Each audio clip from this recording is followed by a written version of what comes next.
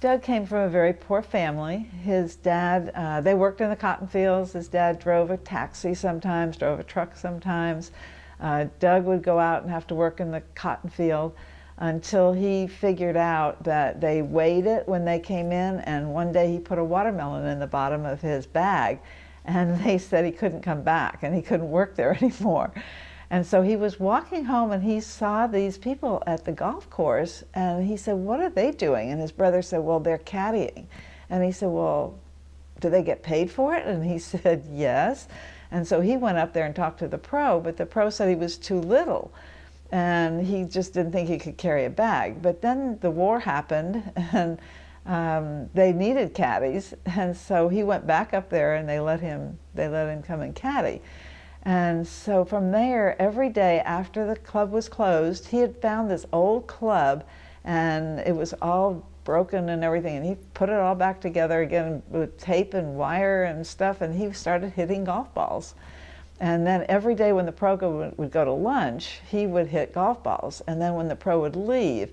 And that's how he developed his short backswing, because he only had one ball, and he was so afraid he'd lose it.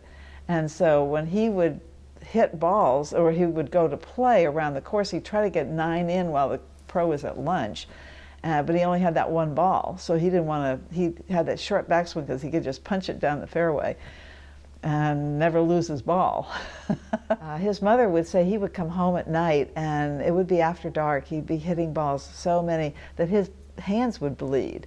And if you see in some of the pictures, he has tape around his fingers because his fingers would just split open.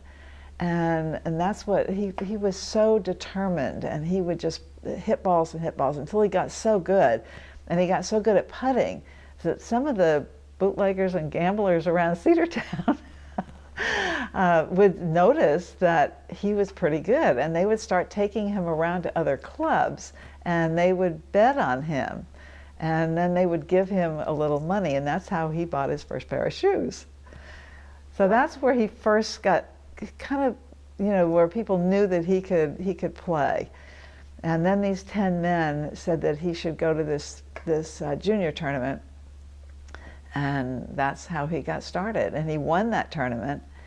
And of course, then he won the Canadian Open as an amateur. He was the only amateur for many, many years to ever win a major tournament as an amateur.